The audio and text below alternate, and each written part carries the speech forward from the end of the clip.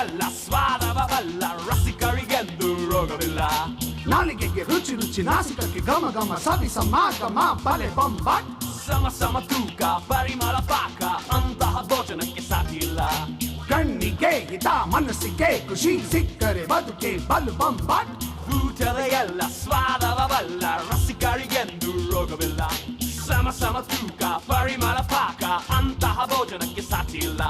ನಳಿನಿ ಪಾಕ ನಳನ ಪಾಕ, ಸವಿ ರುಚಿಯಲ್ಲಿ ತಮಕ.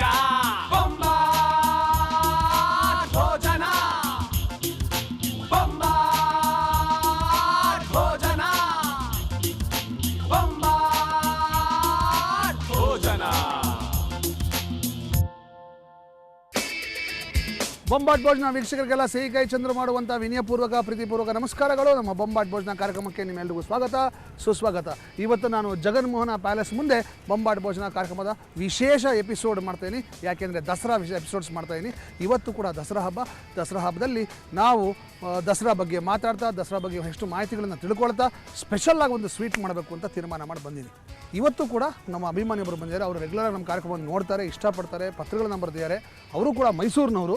ಸೊ ಹಾಗಾಗಿ ಅವ್ರನ್ನ ಇಲ್ಲಿ ಬರಮಾಡ್ಕೊಂಡು ಅವ್ರಿಗೋಸ್ಕರ ಸ್ಪೆಷಲಾಗಿ ಒಂದು ಸ್ವೀಟ್ ಮಾಡಿಕೊಡ್ಬೇಕು ಮತ್ತು ದಸರಾ ಬಗ್ಗೆ ಅವ್ರು ಹೇಗೆ ಆಚರಣೆ ಮಾಡ್ತಾರೆ ಅನ್ನೋ ತಿಳ್ಕೊಬೇಕು ಅನ್ನೋ ಆಸೆಯಿಂದ ಅವ್ರನ್ನ ಬರಮಾಡ್ಕೊಂಡಿದ್ದೀನಿ. ಸೊ ಕರೆದ್ಬಿಡ್ಲಾ? Ladies and gentlemen, please welcome Shrimati Nandini Madhusudan. ನಮಸ್ಕಾರ. ಚೆನ್ನಾಗಿದ್ದೀರಾ? ತುಂಬಾ ಚೆನ್ನಾಗಿದ್ದೀವಿ. ಪತ್ರಗಳು ಓದಿ ಬಹಳ ಖುಷಿ ಆಯಿತು. ನಮ್ಮ ಕಾರ್ಯಕ್ರಮ ತುಂಬ ಇಷ್ಟಪಟ್ಟು ಪತ್ರ ಬರೆದಿದ್ದೀವಿ. Thank you. ನಿಮ್ಮ ಕಾರ್ಯಕ್ರಮಕ್ಕೆ ಬರಬೇಕು ಅಂತ ಭಾರಿ ಆಸೆ ಇತ್ತು. ಈ ಅವಕಾಶ ಕೊಟ್ಟಿದ್ದಕ್ಕೆ ನಿಮಗೂ ಕೂಡ ನಮ್ಮ ತುಂಬಾ ಹೃತ್ಪೂರ್ವಕ ಧನ್ಯವಾದಗಳು. Thank you. ದಸರಾ ಹಬ್ಬದ ಶುಭಾಶಯಗಳು. ತಮಗೂ ಅಷ್ಟೇ ಸರ್. ಓಕೆ, ನೀವು ಮೈಸೂರಿನವ್ರು ಯಾದ್ರಿಂದ ದಸರಾ ಹಬ್ಬ ತುಂಬ ವಿಜೃಂಭಣೆಯಿಂದ ಆಚರಿಸ್ತೀರಾ? ಹೌದು ಸರ್. ದಸರಾ ಹಬ್ಬ ಅಂತಂದ್ರೆ ಫಸ್ಟ್ ನಮ್ಮ ತಲೆಗೆ ಬರೋದು ಬೊಂಬೆಗಳು. ಬೊಂಬೆಗಳು ಕೂರ್ಸಕ್ಕೆ, ಅದನ್ನ ನೋಡಕ್ಕೆ ಒಂದು ತುಂಬಾ ಮನಸ್ಸಿಗೆ ಖುಷಿ ಕೊಡುತ್ತೆ. ಮತ್ತೆ ಮಕ್ಕಳಲ್ಲಿರೋ ಕ್ರಿಯೇಟಿವಿಟಿನ ಅದು ಹೊರಗಡೆ ತಗೊಂಡ್ಬರತ್ತೆ. ವಂಡರ್ಫುಲ್. ಅದಕ್ಕೋಸ್ಕರ ಮಕ್ಳಿಗೋಸ್ಕರನೇ ಬಿಟ್ಬಿಡ್ತೀವಿ. ಮಕ್ಕಳನ್ನೇ ಬಂದು ನಿಮ್ಗೆ ಹೆಂಗ್ ಬೇಕು ಏನ್ ಬೇಕು ಬೊಂಬೆ ಜೋಡಿಸಿ ಅಂತ ಮಕ್ಕಳಿಗೆ ಬಿಟ್ಬಿಡ್ತೀವಿ. ಹೌದಾ? Very nice. ಒಟ್ಟಿನಲ್ಲಿ ಈ ದಸರಾ ಹಬ್ಬ ಮೈಸೂರಲ್ಲಿ ಬಹಳ ಗ್ರ್ಯಾಂಡಾಗಿ ಸೆಲೆಬ್ರೇಟ್ ಮಾಡ್ತಾರೆ. ಹಿಂದೆ ಸುಮಾರು 15ನೇ ಶತಮಾನದಲ್ಲಿ ವಿಜಯನಗರ ಸಾಮ್ರಾಜ್ಯದಲ್ಲಿ ವಿಜಯನಗರ ದೊರೆಗಳು ದಸರಾ ಹಬ್ಬವನ್ನು ಮಾಡೋಕ್ಕೆ ಶುರು ಮಾಡಿದ್ರು. ಆಮೇಲೆ ಮೈಸೂರು ರಾಜರಾದಂಥ ಒಡೆಯರ್ ವಂಶಸ್ಥರು ಅದನ್ನು ಶುರು ಮಾಡಿದ್ರು. ಮೊದಲನೇ ರಾಜ ಒಡೆಯರ್ ಅವರು ಫಸ್ಟ್ ಟೈಮು ದಸರಾ ಹಬ್ಬನ ಇಲ್ಲಿ ಶುರು ಮಾಡಿದ್ದು. ಈ ದಸರಾ ಹಬ್ಬ ಶುರು ಮಾಡೋದು ಮೊದಲು ಚಾಮುಂಡೇಶ್ವರಿ ತಾಯಿಗೆ ಪೂಜೆ ಮಾಡೋದು. ಚಾಮುಂಡಿ ಬೆಟ್ಟದಲ್ಲಿರ್ತಕ್ಕಂಥ ಚಾಮುಂಡೇಶ್ವರಿ ದೇವಸ್ಥಾನದಲ್ಲಿ ಮಹಾರಾಜರ ವಂಶಸ್ಥರಲ್ಲಿ ಹೋಗಿ ತಾಯಿಗೆ ಪೂಜೆ ಮಾಡಿ ದಸರಾ ಹಬ್ಬಕ್ಕೆ ಚಾಲನೆ ಮಾಡೋರು. ಆಮೇಲೆ ದರ್ಬಾರ್ ಮಾಡೋದಂತೂ ಕೃಷ್ಣರಾಜ ಒಡೆಯರ್, 3ನೇ ಕೃಷ್ಣರಾಜ ಒಡೆಯರ್ ಅವರು ಶುರು ಮಾಡಿದ್ದು ಫಸ್ಟು ದರ್ಬಾರ್ ಮಾಡೋದು. ದರ್ಬಾರ್ ಅಂದರೆ ಸ್ಪೆಷಲ್ ದರ್ಬಾರು. ಆವತ್ತಿನ ದಿವಸ ಅವ್ರು ಬಂದು ಕೂತ್ಕೊಳ್ತಾರೆ, ಮತ್ತು ಸ್ಪೆಷಲ್ ಗೆಸ್ಟ್ಗಳು ಬರ್ತಾರೆ, ಇನ್ವೈಟೀಸ್ ಬರ್ತಾರೆ, ಮತ್ತು ಆಸ್ಥಾನ ಮುಖ್ಯಸ್ಥರೆಲ್ಲ ಬರ್ತಾರೆ, ಮತ್ತು ಜನತೆಗೂ ಕೂಡ ಬಂದು ಆ ದರ್ಬಾರನ್ನ ನೋಡುವಂಥ ಅವಕಾಶವನ್ನು ಮಾಡಿಕೊಡ್ತಾಯಿದ್ರು. ಅದು ಇವತ್ತಿಗೂ ಕೂಡ ಆ ಪ್ರತೀತಿ ನಡ್ಕೊಂಡ್ಬಂದಿದೆ. ಇವತ್ತಿಗೂ ಕೂಡ ಇವತ್ತಿನ ಪ್ರೆಸೆಂಟ್ ಮಹಾರಾಜರಾದಂಥ ಶ್ರೀಕಂಠದತ್ತ ನರಸಿಂಹರಾಜ ಒಡೆಯವರು ಸ್ಪೆಷಲ್ಲಾಗಿ ದರ್ಬಾರ್ ಮಾಡ್ತಾರೆ. ಸೊ ಅದಕ್ಕೆ ಪಾಸ್ಗಳು ತೊಗೊಂಡು ನಾವು ಹೋಗಿ ಆ ದರ್ಬಾರ್ ಹೇಗೆ ಮಾಡ್ತಾರೆ ಅಂತ ಕೂಡ ನೋಡ್ಬೋದು. ಸೊ ಇವತ್ತು ಸ್ಪೆಷಲ್ಲು, ದಸರಾ ಹಬ್ಬದ ಸ್ಪೆಷಲ್ಲು. ನನ್ನ ಜೊತೆ ನಂದಿನಿಯವ್ರು ಬಂದಿದ್ದಾರೆ. ಅವ್ರಿಗೋಸ್ಕರ ಸ್ಪೆಷಲ್ಲಾಗಿ ಒಂದು ಸ್ವೀಟ್ ಮಾಡ್ಕೊಡ್ಬೇಕು ಅಂತಿದ್ದೀನಿ. ಇದು ಭಾಳ ವಿಚಿತ್ರವಾದ ಸ್ವೀಟು. ಇದಕ್ಕೆ ನಾನು ಇಟ್ಟಿರೋ ಹೆಸರೇನು ಗೊತ್ತಾ? ಹಂಪಲ ಅಂತ. ಹಂಪಲ? ಈ ಹಣ್ಣು ಹಂಪಲ ಅಂತ ಕೇಳಿದ್ರೆ ಅಲ್ವಾ? ಹಣ್ಣು ಹಂಪಲ ಅಂತ ಬರೀ ಹಣ್ಣುಗಳಲ್ಲಿ ಮಾಡ್ತಕ್ಕಂಥದ್ದು, ಅದಕ್ಕೆ ಹಂಪಲ ಅಂತ ಹೆಸರಿಟ್ಟಿದ್ದೀನಿ. ಈ ಹಂಪಲ ಅನ್ನೋಕ್ಕೆ ಏನೇನು ಪದಾರ್ಥಗಳು ಬೇಕು ಅಂತ ನೋಟ್ ಮಾಡ್ಕೊಳ್ಳಿ. ನಾನು ಎಲ್ಲ ಹಣ್ಣುಗಳನ್ನು ಸಣ್ಣದಾಗಿ ಹೆಚ್ಚಿಟ್ಕೊಂಡಿದ್ದೀನಿ. ಮೊದಲನೇದಾಗಿ ಸೀಬೆಹಣ್ಣು, ಸೇಬಿನ ಹಣ್ಣು, ಮರಸೇಬು ಸಣ್ಣದಾಗಿ ಹೆಚ್ಚಿಟ್ಕೊಂಡಿದ್ದೀನಿ, ಪೈನಾಪಲ್ಲು, ಮೂಸಂಬಿ, ಸಪೋಟ ಹಣ್ಣು, ದಾಳಿಂಬೆ ಹಣ್ಣು ಬೀಜ ಬಿಡಿಸಿಟ್ಕೊಂಡಿದ್ದೀನಿ. ಇಷ್ಟು ಹಣ್ಣುಗಳನ್ನು ಬಳಸ್ತೀನಿ. ಮತ್ತು ಸಕ್ಕರೆಯನ್ನು ಪುಡಿ ಮಾಡಿ ಇಟ್ಕೊಂಡಿದ್ದೀನಿ.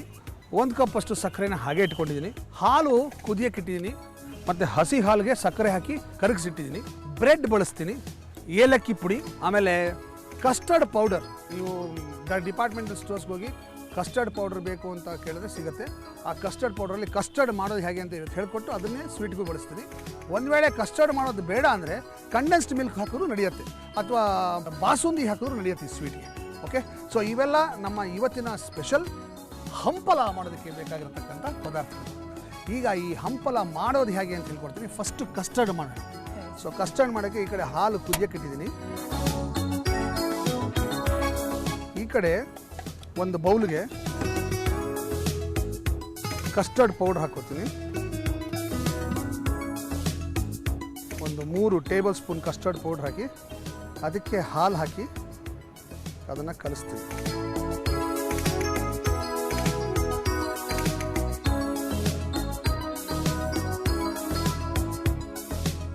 ಈ ರೀತಿಯಾಗಿ ಹಾಲಿಗೆ ಕಸ್ಟರ್ಡ್ ಪೌಡರ್ ಹಾಕಿ ಚೆನ್ನಾಗಿ ಕಲಿಸ್ಕೋಬೇಕು.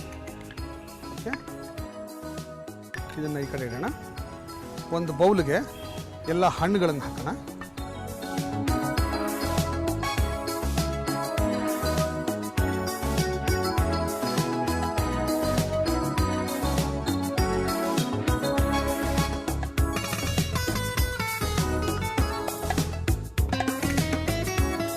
ಓಕೆ, ಇದಕ್ಕೆ ನಾನು ಸಕ್ಕರೆ ಪುಡಿ ಹಾಕ್ತೀನಿ.